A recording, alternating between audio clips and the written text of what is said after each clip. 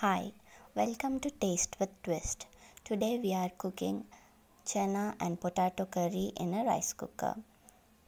Now I have soaked some chickpeas overnight.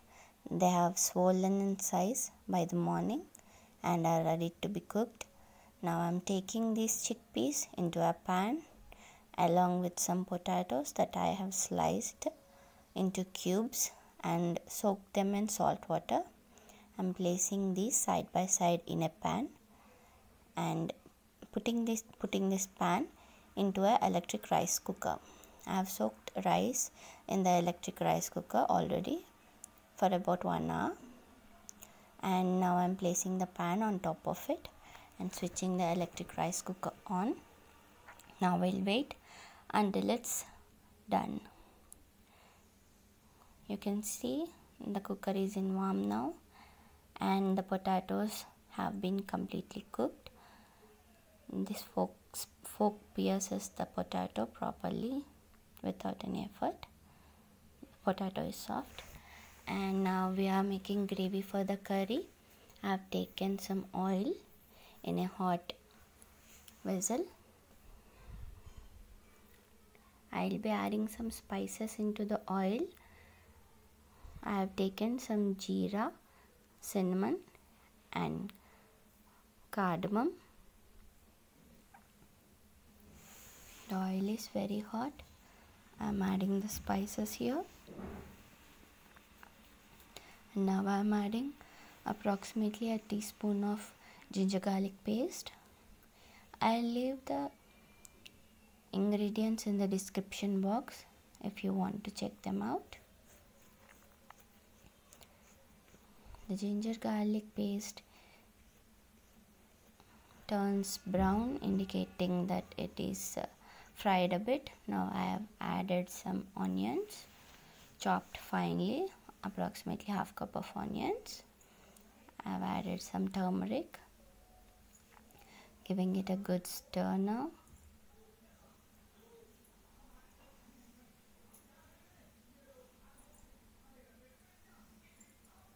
Now it's about time. I have added to a big bowl of pureed tomatoes, coarsely pureed of course. That is not a smooth puree. I want to keep the texture of the tomato, so I have not pureed them completely into a liquid.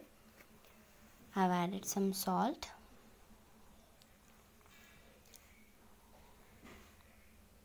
and curry leaves and some chillies that I have sliced lengthwise and chopped half them. Okay, now mixing them properly into the mixture. Cover it with the lid. Cook it for approximately 5 minutes.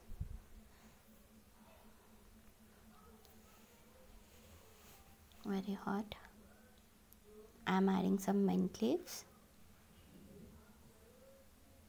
Cook for another 5 more minutes. Adding some chili powder. Chili powder instantly gives a good color to the curry. Mix it in properly.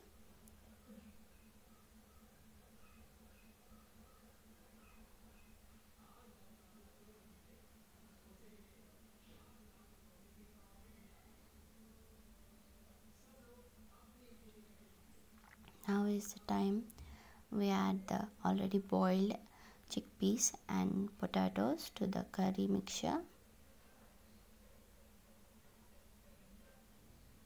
The chickpeas are boiled, completely cooked, but they can use some more some more time in the water. So I'll be adding some water along with the potatoes and chickpeas. First let's coat the potatoes and chickpeas with the curry gravy.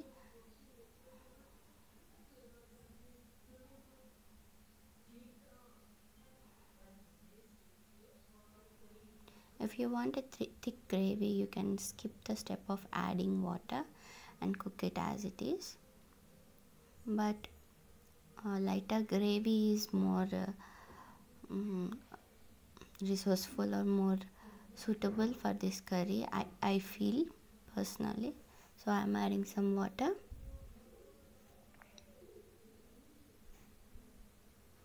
Give it a good stir.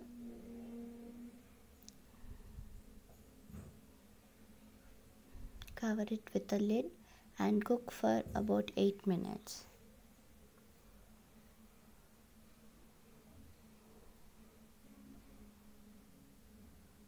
Okay, now the curry is done. I'm adding some garam masala powder and some coriander powder too. The garam masala comes last as the spices are already roasted and ground into a powder. They don't need a lot of cooking time.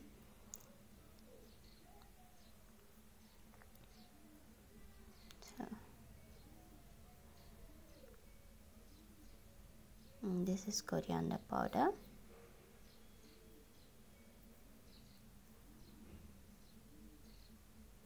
Give it a good stir.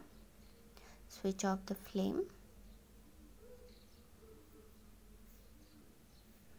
You can eat this curry with roti or any flat bread, any flat Indian bread, most preferably, and even rice too, as I've cooked rice in the electric rice cooker before along with the potatoes and chickpeas. I'll be serving the curry with some rice.